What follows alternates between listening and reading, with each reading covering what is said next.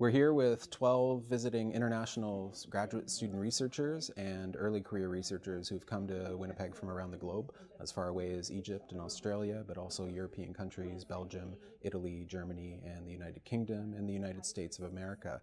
We also have with us a pair of University of Manitoba students who are assisting in the work and in designing the exhibit that will be hosted, and a rotating cast of teaching staff consisting of experts in the field from around the globe, from Oxford in the UK, from the University of California at Berkeley, University of Ottawa, MacEwan University, University of Toronto.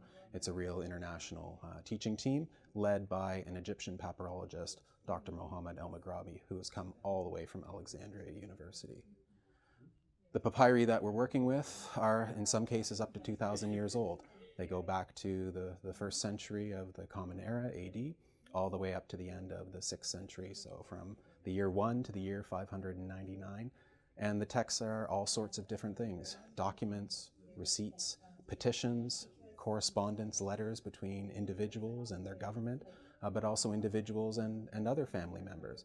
We even have a remarkable wedding contract or two, and believe it or not, a document that details the sale of an enslaved person in antiquity. Really, really exciting stuff for historians to get their teeth into how these things happened in antiquity.